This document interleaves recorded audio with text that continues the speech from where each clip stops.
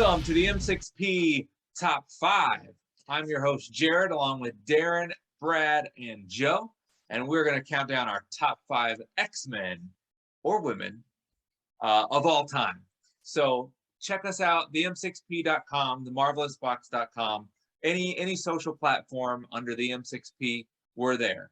But let's kind of get to know some of these guys. We haven't had Brad on for a while, and Joe is brand new to the M6P. So let's get to know them a little bit. Brad, tell us who you are, what you do, and who your favorite X-Men is. My name is Brad Allen. I've been reading comic books for, 25 or so years. And my favorite X-Men by a pretty wide margin is Colossus. So, yeah. Oh. All right, Joe. Hi, I'm Joe. I guess I've been reading comic books for probably 30 years now. So I'm in my 40s now. So yeah, I've definitely been reading for quite a long time. My favorite X-Men would probably have to be Gambit. Probably just based on the X-Men video game from Sega Genesis. And I think that was just my favorite character to play with the cards, and just, that was a great range attack that you could do with him. So that's my guy. Yes. Then you could squat him down, and he had his bow staff, and he could hit the guys underneath him in the Savage Land. That was awesome. All right, who are you? Who's the guy at the red collar? That would be me, Darrin. I've already said this many times before, but Gambit is my favorite as well. Just my favorite. Not necessarily because of the video game, although that was very cool. I just really kind of got into him because of the animated series back in the day. So, yeah. And I'm Jared. I've been reading comics for a while. I'm not going to date myself, so we'll say like 8 years. 8 years, yeah. 8 years. Now that I'm 25 years old, it's pretty exciting. My favorite X-Men character is Storm. I remember seeing her as a kid on the cartoon when she's in the mall. Her first appearance with Rogue, and the Sentinel grabs Jubilee, and she just like does lightning, and her costume comes on, and then she jumps up in the air, flies, shoots some lightning at the Sentinel, grabs Jubilee, and I was like, what is this? What? I actually just watched that episode a few days ago, and it was like a complete refresher of how cool that was. The whole build up to the episode 1, isn't it? Night of the Sentinels. Yeah. I think so. Night of the Sentinels. Character kind of gets to utilize their powers to work on taking down that one Sentinel, and then by the end, Cyclops just blasts his head off. Yeah, here's one from a pro. Where you been, bro? No. All right, so we're going to count down the top 5 X-Men or women from the X-Men team.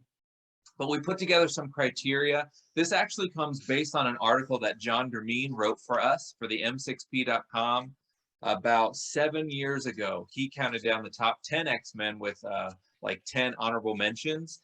And so we kind of wanted to just update our list for the 4 of us and just see, did ours go in line with John's? Did it not? And you can check that out on the link below. We'll have a link to that article, which is fun to read and see how those characters have changed just in the past few years. But we put together some criteria for that article, and we're going to do the same for this. So it's not just, Cable is the best X-Men character because he has a metal arm and his eye lights up. That doesn't really classify you being the best X-Men. So we have 3 criteria for being in the top 5. So number 1, mutant heroes sworn to protect a world that fears and hates them. That's number 1. Number 2, committed to the dream of founder Professor X's dream of peaceful coexistence between all peoples. And number 3, dedicated to training the next generation to use their abilities for the benefit of the world, and if they choose, pursue a life outside of the X-Men. So with that criteria, we're going to each have our own. We're going to start at 5 and count down to number 1. Some of us have notes. Some of us do not. Some of us, who knows what's going to happen. But it should be a good time. I'm excited for it. And here at the M6P, we're always alphabetical. So Brad, hit us with your 5th and why. Okay. So I think, and I tried to be objective about this, just following the criteria. I think it is a little skewed criteria toward a certain character that Jared has a certain penchant for, but we won't get into that. But I think my number 5 would be Wolverine. I think that when you're talking about the peaceful coexistence and all the things that play into the people that Professor Xavier and Magneto are arguably kind of based upon, or draw a lot of things from in terms of political climate and different types of people issues and that sort of thing. There definitely has to be some mention of the animosity and the rage that can be inherent in those social struggles. You know what I mean? So I feel like Wolverine kind of exemplifies that side of it. And then also, he usually kind of, reins in his rage in so much that he doesn't, while he's being an X-Man, I guess I should clarify, because, we all know he's on a secret other team and everything with other goals. But, while he's an X-Man, he reins all that stuff in, and he doesn't murder anyone typically. But also just the fact that he has a healing factor, it all kind of plays in metaphorically to, I'm very angry about how my people are treated, and then when I'm wounded, I heal really fast and I can get back out there. You know what I mean? So Wolverine's not really my favorite X-Man. I do appreciate the character. I think he's very unique. But in terms of people that I think of that Xavier is proud to have on his team, and that really care about the legacy of Charles Xavier, Wolverine, I think, definitely has to make the list. All right. So I'm D. I'm next. I get it. Okay. Yeah, I couldn't have said it better, Brad. Actually, I made this list about an hour ago, and I put Wolverine at 5 as well. I think that's a fair score for me. I just he's just this grumpy, disgruntled old warrior that everybody thinks is so brash and harsh, but he has deep down, he has a huge heart. There he is. There he is. He is now a window blind handle, but that's cool. But yeah, just he's the type of guy, the type of X-Men, I'm sorry, that if it came down to it, he would just go berserk and do whatever to protect the X-Men, no matter. And sure, he got a little violent at times when it was necessary, but overall, he was also a great teacher, and eventually a headmaster. So yeah, I have to put him on the list. So he's my number 5. Right. So just to point to what Brad was saying earlier, the criteria was developed by John Dermine in his article from 2015, and that is the criteria that we went with. It was not skewed towards Cable or anybody else. You can check the timestamp on the article. So there's that. I'm sorry for my outburst. Please continue. It's all right. It's all right. So I wrote all mine down because I wanted to make sure I hit all my points. So I went with Cyclops for number 5. Cyclops was Xavier's first student and most dedicated for a long time. He stuck around after most of the original team left, but then pieced out after Jean died. He remarried and even hunted mutants under the guise of X-Factor, but the dream still flickered in his mind. The X-Men's longest running leader, Cyclops, was committed to the dream, but then there started to be cracks in his armor. Being possessed by the Phoenix Force, he even killed Xavier and led the X-Men away from Xavier's dream on Utopia. So that's why he didn't rank higher, because I know that many see him as the quintessential X-Man or X-person, but because of those things like killing the person whose dream you're fighting for, that takes you down a couple spots. And then with the whole everything in Utopia, though it was a similar dream to Xavier's, it very much was Cyclops's own, and it was more of isolation than coexistence. So that's why he lost a couple spots for me. All right, I'll go last. My 5th pick, which tomorrow this could be totally different, but I'm gonna go with Beast. Beast was a member of the First Class. what I really like about Beast and why I think he fits really well with this criteria, one, he's an excellent teacher for the up and coming group of students, the new mutants and all that are coming through. But this conflict that he has within him about, you know, him being a mutant, but also wanting to be normal and being accepted by the other side. I think that drives him not to isolate himself, but then, you know, you've seen him join the Defenders, you've seen him go to the Avengers.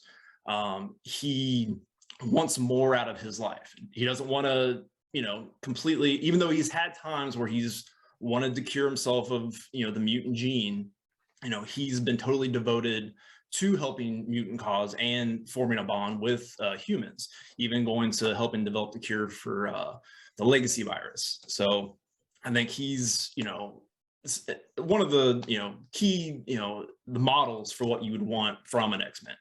So I put him at 5. He probably could be higher tomorrow, but right now he's at 5. Or lower. We got to be able to critique each other a little bit. Oh yeah, right? wait till you, I mean, you got your 5, wait till you get to my number 1. Yeah, there's gonna be some critiques going on, so. It happens. All right, so 5 seemed like we're pretty safe for everybody. Nobody, you know, was ripping their garments and gnashing their teeth, so I think we're okay. But let's see how we get for number 4, Brad. So for number 4, I have Nightcrawler. So my man Kurt Wagner, what's not to love, right? I I feel like few mutants know what it's like more than him to be unable to live a normal life, and I think that that's something that is important to one of the other criteria that you mentioned, as far as, like, you know, being able to teach and kind of prepare other students and other you know, people that are attending the Xavier School for the Gifted to kind of leave at some point. You know, like, he's able to say, "Look at me." You know, he's also very protective.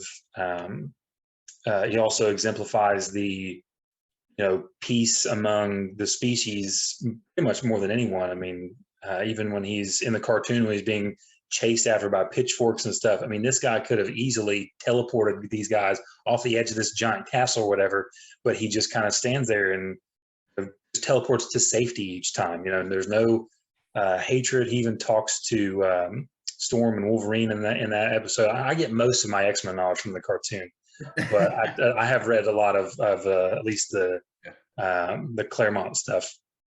But you know, they're all so angry and stuff, and he's just like, you know, that's just not the way to be, you know, and that's really stuck with me. You know, a religious man who's really being faced with adversity. You know, the Bible talks a lot about that, and he doesn't shrink away from that challenge. And I've really always loved the character because of that. So he takes my number 4 spot. I can't argue with that. All right, sorry, yeah, that's me. Beast. So yeah, I put him at my number 4. I love, for many of the same reasons that Joe had mentioned. You know, he's one of the originals, a school teacher. You know, Jared, you mentioned one of the criteria being that they may have left the X-Men to pursue even greater goals, but he went on to become he was a Defender, an Avenger, and eventually a member of the Illuminati. So I definitely have to put him up there. Just his demeanor and the way he approached as a teacher at the school, different. And yeah, it is pretty cool that he had that internal struggle of you know, wanting to look like everybody else and be more like them, but he still always had a very logical approach to his missions and even his teaching at the school. So I've always liked Beast, so I had to put him on there. When he met the criteria, I was like, "Ooh, that's the one, or one of them I like." So let's go. I'm just joking. I like them all, but yeah. All right, that's what I got. Awesome. Beast. And I like how Beast and Nightcrawler, you know, they couldn't blend in, you know, so they had the most to lose. And you know, before they got the image inducers from the Shi'ar and stuff, I love the issues where they're like all in trench coats, and, you know, Thing is in a trench coat and they're wearing hats, and we can the Ninja Turtles, they wore trench coats, but we can tell. Yeah. Like, Hey, if like we can be expected to believe that Arnold Schwarzenegger is a traditional American dad, you can buy these guys wearing trench coats. You know what I mean? Yeah. The other X-Men could just go out to the mall and stuff because they look human, and then Beast and Nightcrawler, they're all just sitting back playing poker at the in the danger room and just being jealous. No, I'm sure. I mean, yeah, honestly, they should have been part of the Morlocks because the Morlocks went underground because they couldn't be seen. But for whatever reason, Beast and Nightcrawler are like, we're not going to live in the sewer. We're going to live up here. Yeah. They didn't fix that plot hole. They didn't fix that plot hole, did they? All right. So I got Rogue for number 4. Rogue came to Xavier wanting to reform herself from a villain into a full-fledged hero and also learn how to use her powers. She quickly became a mainstay on the team, dedicating herself to Xavier's dream. She has led the team on occasion and even been a teacher at the school. She's so dedicated to the dream that she joined the Avengers to help bring mutants, humans, and superpowered heroes together. So very much so, Rogue's determination and dedication to the team, like it really just has never, it's just never waned since she first came during Claremont's run. She's just always a fixture on some X-Men team, some X group somewhere, and never really falters. So number 4 for me. So number 4 for me, I'm gonna agree with Brad. I have Nightcrawler there. I think the biggest thing with him is I really love the way he can maintain his faith through everything. I mean, if you were born that way and you look like a devil, like it would be so hard to like maintain that faith, but he's been able to hold on to that. It's been able to guide him, really make him who he is. And probably the most, really the moral compass probably for whatever X-Men team he's leading at that point. So really when I first did this list, when I thought this was going to be a top 10, I had Nightcrawler at number 1, but then I shuffled it around. But number 4 is where he's at right now. Cool. And he's got a killer costume. Simple. Love it. Elegant. 3 fingers. All right, Brad, we're getting to the nitty gritty. Top 3, man. All right.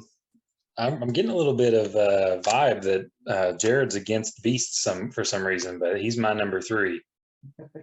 I just really love the, and I don't like this person in real life, but I love Beast always waxing poetic, when he's confronted with stuff. I really, when it comes to being like the teacher and stuff, like the other guys had mentioned, keeping your cool is a big part of that, and he's sitting in prison and Magneto's like, hey, boom, those chains are gone, man, let's go.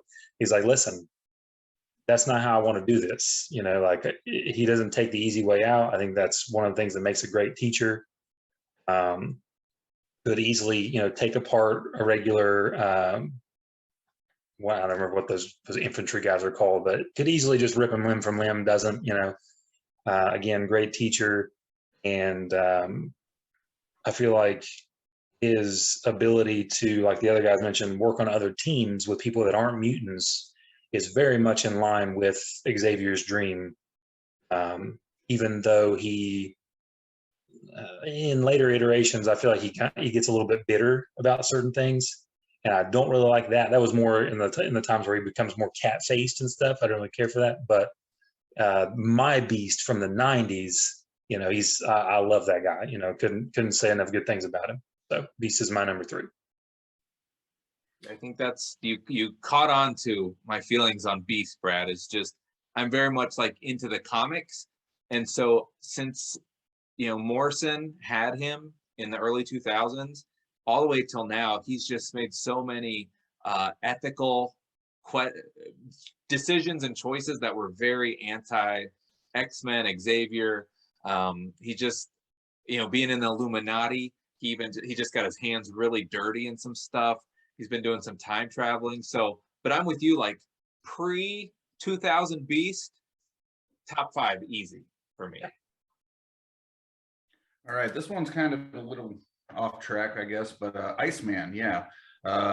just went with him. I thought it was interesting that he's always just kind of this fun-loving member of the X-Men, the original kind of supposed to be the younger, carefree member of the team, and he's a math professor.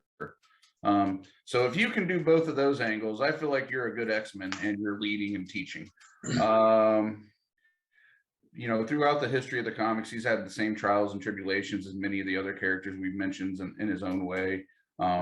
He's just always stood out. He's always been there as part of Xavier's school. That's kind of one of the factors that kind of sticks in my mind too with my list. And so yeah, Iceman at number 3.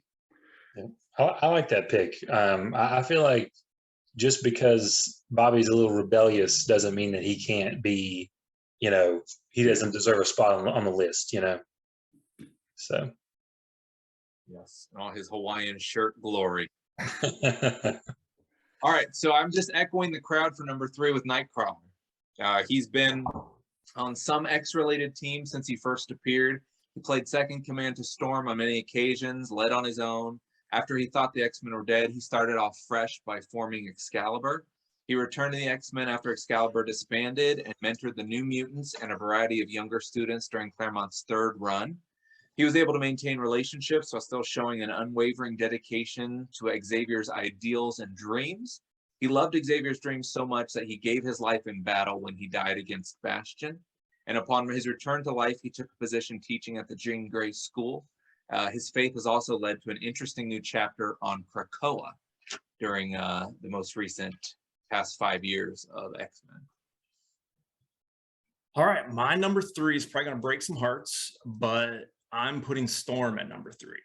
Yes, I know she's a top 2 leader, and she's been able to unite Wakanda in a sense as a queen, and she's been able to work with other teams. She's a wonderful teacher, a great leader. But I drop her down to 3 mainly because I don't feel like she's had to go through like the hardships that a lot of other X-Men have had to go through to really form like their drive. She's been the queen of Wakanda, so they've loved her there. She's been, I guess, considered a goddess in Kenya, so like I drop her down a couple slots just because I don't think she's had to really experience a lot of what the others have had to experience to make them so great as the perfect X-Men or that meets all that criteria. Nothing to knock from her.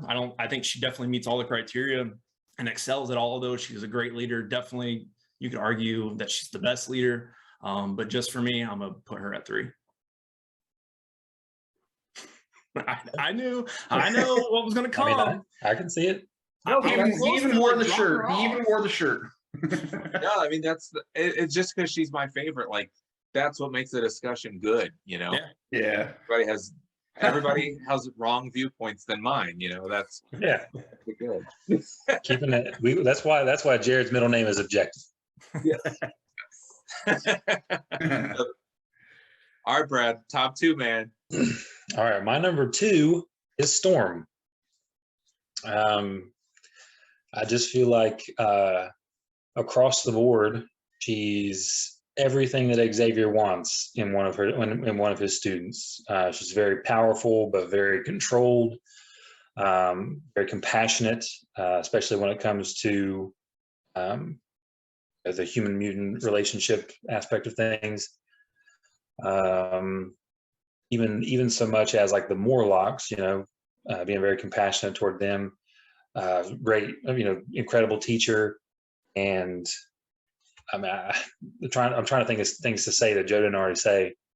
But yeah, I think, like I said, in the criteria and the scope of what it means to be an X-Man, I mean, all you're doing is just saying, hey, which of these would get the stamp of approval more than anyone from Charles Xavier and his the author of the dream, who's his number 1 pick.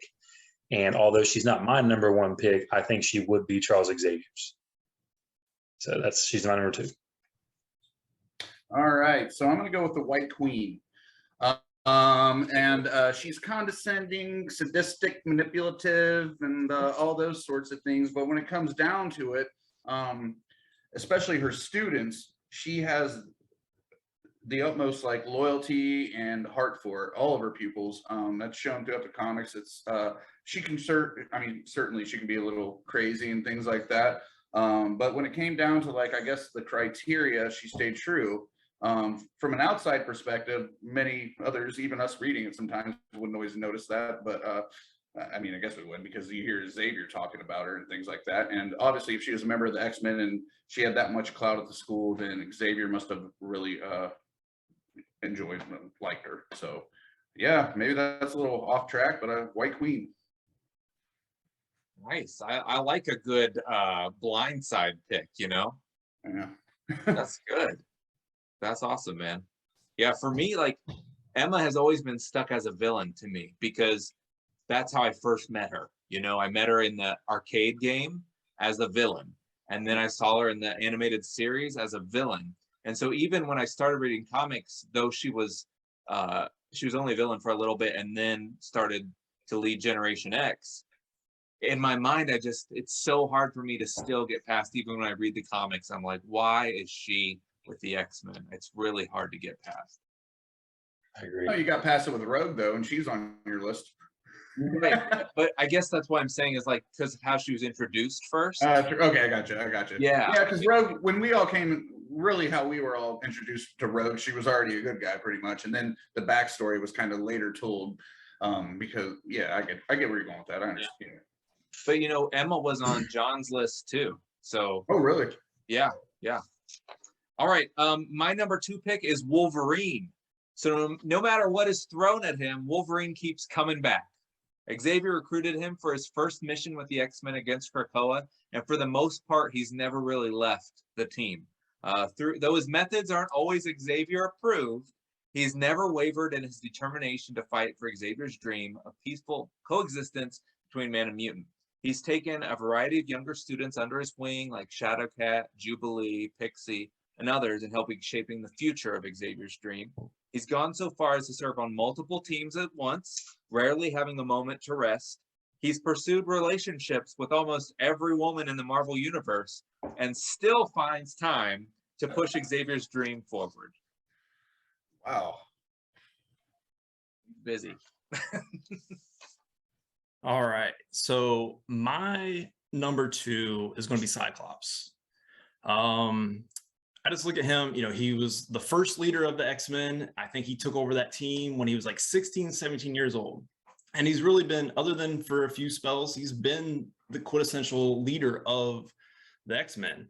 And yes, he did kill Charles, but I think Charles got over that. He put him ahead. I think he's in charge of the military now, I think, in Krakoa. So I think Charles got over all that. You know, he's always been for the cause, even if it's kind of been misguided, even if it's put him at odds with the Avengers. You know, I think he had to spend his honeymoon in the future to save humanity. I think when him and Jean got married, they had to go and save the world, like in 50 years ahead of the future. So even if you think he can be an extremist, I think he's always been for the cause. He's grown more than anybody. He's grown as an individual. He's learned, I think his exposure to humans has taught him to be more human-like, which probably is why he's become more military, more of an authoritarian now. But I just think, I mean, honestly, like if he didn't kill Xavier, then he probably would be number 1, but that's a big knock, I guess. So is Nightcrawler the only one that has been in all of our lists so far? Not mine. Not yours, Darren? Okay. All right. So none of us have had one character that's been in all of our top 4 at least. Come close. Because 3 of you had Beast. 3 of us had Nightcrawler. We all had Wolverine, didn't we? No? Oh, okay. Interesting. All right. Okay. All right. Brad, we're at our number 1 pick. Defend yourself. I'm honored to be the first. So it just so happens that because of the criteria, for the most part, that have been set before us, that my number 1 character is my favorite X-Man. and that is Colossus. So I say that because, and again, you know, I'm speaking from the emotions of a, you know, 7, 8, 9, 10-year-old watching this TV show, this cartoon, which is what got me into comic books in the first place. You know, and you see Storm, and she's like a street urchin, you know, running around and thieving things. And you've got Rogue, who's talking to her dad, and he says, "You're not my daughter," after he finds out she's a mutant. And you've got Cyclops, who's an orphan. You know, you got Wolverine, who's got all this stuff going on in his past. You got Nightcrawler, who people are just chasing him and trying to kill him. And it seems that the only person who really had anything to lose on the team that we see in the show, or eventually in the show, because he's in the first episode, is Colossus, right? Because even in his first episode, there's a flashback to his hometown, and he saves this little girl. I don't know if it was Ileana or not. It was, okay. I can't remember. But, you know, he stops this tractor, and everyone's like, yay, Peter, you know, and they love him, you know, in spite of what, or even because of what he can do, you know. And so he's not running from anything. He's not trying to find solace or shelter in the Xavier Institute. His only, you know, reason really for being there is to be an X-Men and to be a part of their work, you know. And he gives up being kind of a celebrity almost, you know, being loved by these people, to come and have that opportunity, you know. And I remember thinking that when I was a kid, like, this guy's so different from the other ones. Like, everyone else is just so boohooey, and like everyone, like their suffering was what brought them together. And you know, Peter's just like, you know, he's kind of a gentle giant kind of guy, and I just want to be here to help, you know, and I've done all I can do there, and I want to do some good here, you know.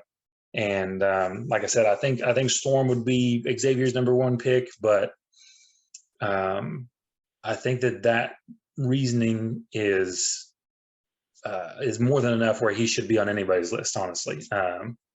It really is. I don't know. It just catapults him to the top for me. You know, like just the idea that he wasn't escaping something by going to the Xavier Institute, right? He was leaving good things to take on tribulation and suffering and persecution. And I think that puts him a step above Storm for me. So I just want you to know, I actually was debating putting Colossus in my top 5, but he probably would have been around the 6 or 7 mark. But the utmost respect for him for, I mean, just the way he cared for his sister and throughout the history, and he was still a teacher. I mean, I always liked Colossus very much. My #1 is not Cyclops or. I just want to talk about Colossus real quick. Oh, okay. He's a #1 pick. Colossus, like, he is, yeah, like, he definitely shows Xavier's dream through so many things that he does. And I remember going to the comic book store in Piqua and picking up this really cool comic book with this green hologram on it. And it was Uncanny X-Men #304. It was Magic/Ileana's death. It was her funeral. And reading through it and be like, oh my gosh, Storm's given the eulogy. That's great. You know, like, there's X-Factor and X-Force. And wait, did Colossus just punch Bishop and now has quit the X-Men and joined the Acolytes and with Magneto? Like, as a child, I just remember my head being blown. I could not believe that Colossus. I mean, Bishop usually had it coming. Sorry. Yeah. Well, I left that part out for a reason, Jared. Okay. Well, but I'm not done. I'm going to redeem Colossus. So, well, I mean, hold on. You don't know what my #1 is yet. Right, but I'm just talking about Brad's #1. But I'm saying my #1 might be Colossus. And then I'll have to say it all to you again. To Darren's point, yeah, he probably was just reaching to grab the mullet and his hands closed and ended up punching Bishop. But something that so redeemed Colossus in my mind as a traumatized child after seeing that, and John Romita Jr.'s drawing of it, was when he sacrificed himself for the legacy virus. You know, Joe, you mentioned that Beast created the cure, but he had to put it into somebody. And nobody's volunteering to die, but Colossus had been through Ileana's death, his parents' death, his brother Mikhail had died, Kitty had left him. Like, he was a broken man, but he saw that he could do good. And he sacrificed himself, which, wow, like that shot him right back up for me. And he was never afraid to kind of just leave the X-Men to go off and do what was right, whatever may be going on in his own life throughout various comics and stuff. Even if it involved Yelena, he'd be like, I'm out. Yeah. Yeah. All right. Okay, so you approve my number one pick. Is that what you're saying? Yes, I better pick mine now. Yeah. I just wanted to have some commentary on. Yeah, that was great. No, that was like, I just went. He's such a back and forth for me because you're such a jerk, but then you kind of saved all of mutant kind. Right. Okay, so I did not put Cyclops or Storm as my number one. Neither of them are in my top 5 actually. Just because they kind of went off and just, I mean, we said that it's part of the criteria. They could be X-Men and go off and do their own things. And certainly they were great teachers, but they did so much else. I'm trying to focus on, I guess, like the X-Men that just were kind of the ones behind the scenes and met the criteria. So I'll finally place him. Nightcrawler. Yeah, he's my number one. You guys covered it so well. The biggest thing for me is kind of his stoic nature that he has with handling all of his problems. And like, sure, he looks like a demon and things like that, but he's very religious. And whenever there's a crazy situation, he would always just really, he always knew the right way to handle it. And great teacher. I mean, Beast and him are very similar in regards that they both had the same struggle of their outward appearance, yet they were both very calm, cool, and collected. Different personalities, obviously, in their own way. But the way they kind of were, to me, they're the two most logical X-Men on my list. And Nightcrawler's just a tad bit ahead of Beast. So, yeah, well, much more. So he's number one. Yeah. Like how I seriously think that. No, I know, like, yeah, Beast is just kind of pompous a little bit sometimes, like, you know, to reading poetry and stuff like that. Like, they're trying to sound smart. Some of us are just deep, Darrin. I'm just saying, you know, Nightcrawler will just be like, say something mysterious and short and sweet, and then that's that. And I like it, but it has so much punch to it. And Darrin said that Nightcrawler was just a hair above Beast. Well, it was like, well, I meant, all right, never mind. Well, all right, there we go. Very punny. Very punny. 4 hairs. Oh, I didn't plan that. No. Yeah, that's what I meant. Oh, okay. Darrin wrote that this morning. First thing when he got up, he's like, I gotta say this. All right. Well, you probably know my pick is Storm, but I brought the evidence. Okay, it's not just because she did something one time in the animated series.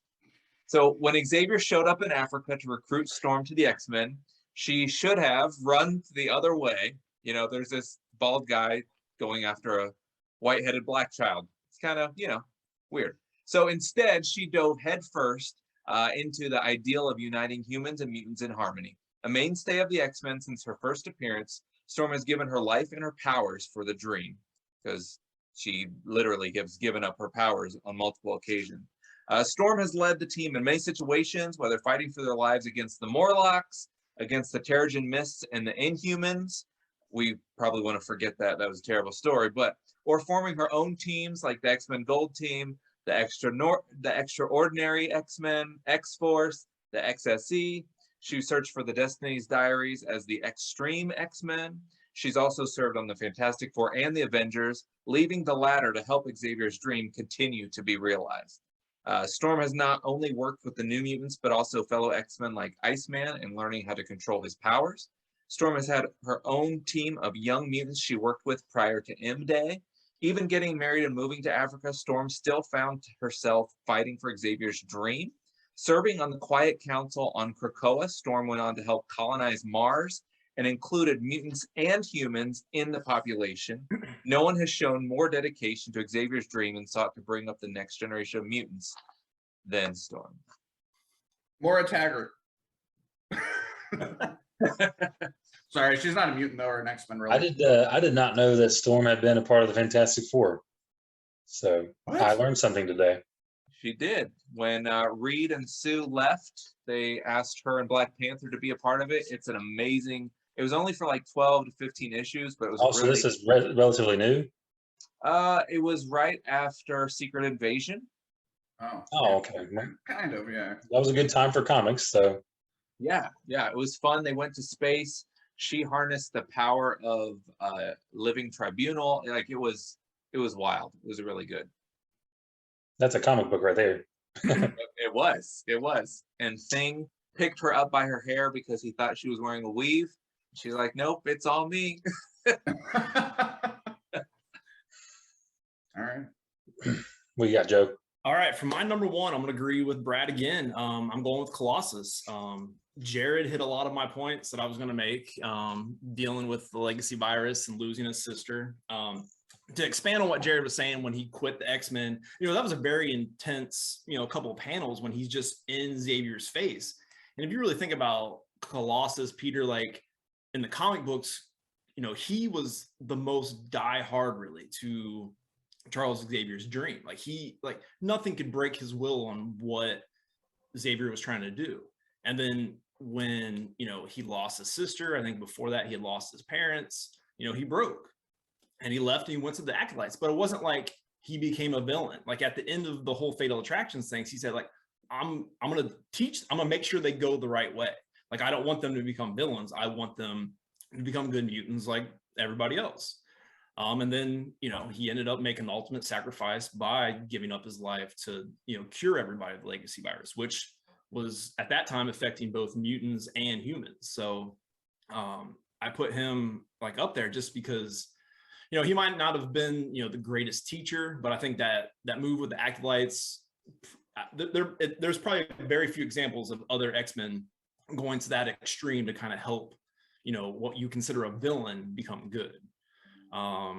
So yeah, I really, it's probably because I've been reading that book and everything else around that book. And I just really see him like just becoming his own and like really becoming like his own voice and like really just doing what Xavier taught him and expanding on that. So that's why I put him at 1. Awesome. I apologize if I stole any of your thunder, Joe. Oh, it's perfectly fine. You are the host, so you're allowed to steal the thunder.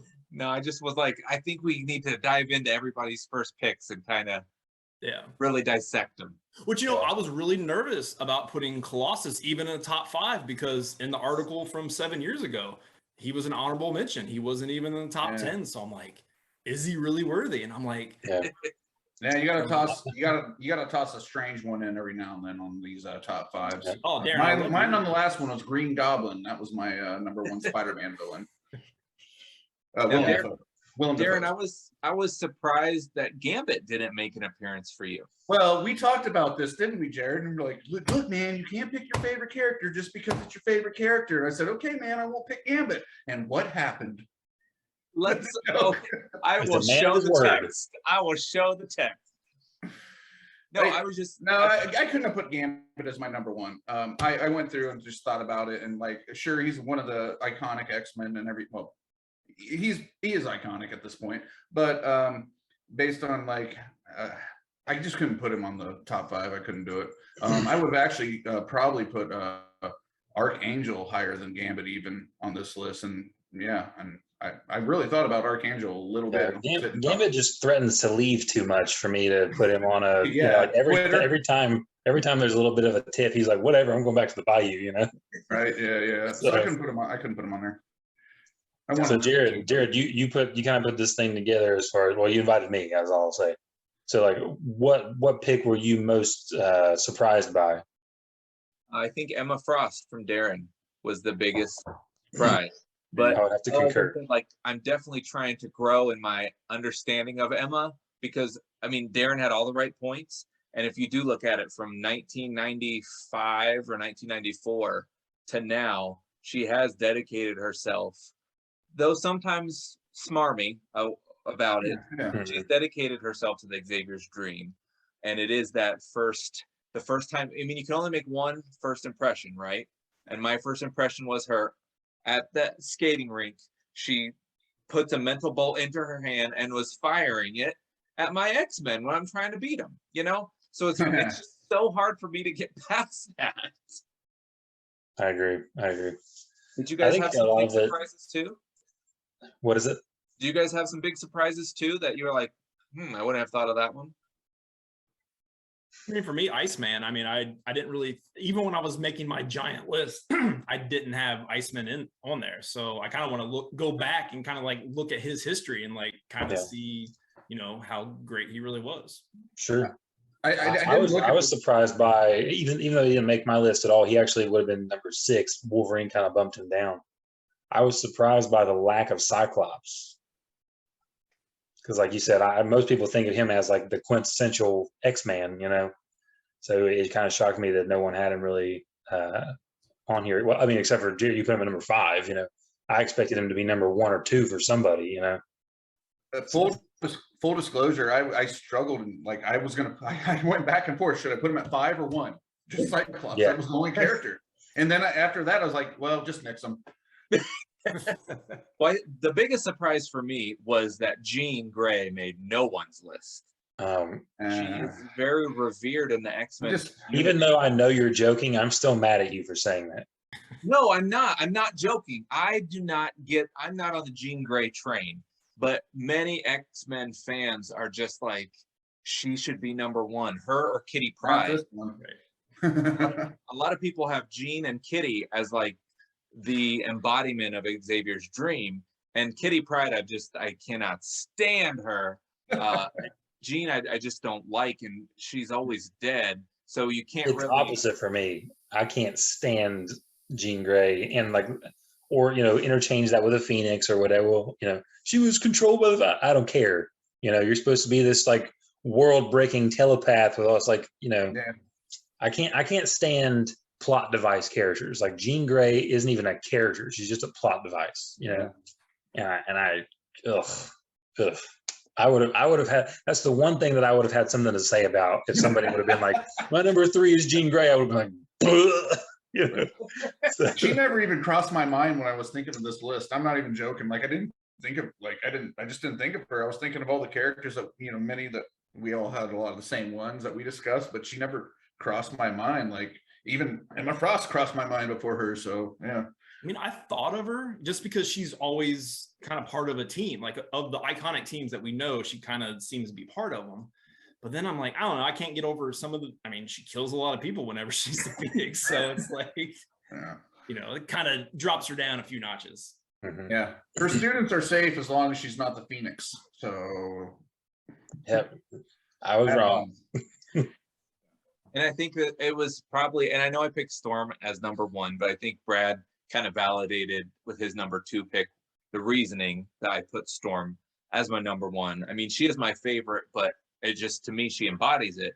But I was very impressed too, like just even like Darrin, you know, your favorite is Gambit, and you didn't put him on the list because you were like, this isn't a favorites list. You know, if we the 4 of us did our top 5 favorite X-Men, I think they would be very different. Yeah. And that's no fun either. You got to have some guidelines and restrictions that kind of like the base that everybody can follow. So yeah, if we just did our top 5 favorites, the video would be like 4 minutes long. All right, well, I can't argue with why they're your favorite. They're your favorite, you know, why you like mayonnaise sandwiches, I don't know, but that's your favorite sandwich, you know? Jubilee would have been number 2. Yeah.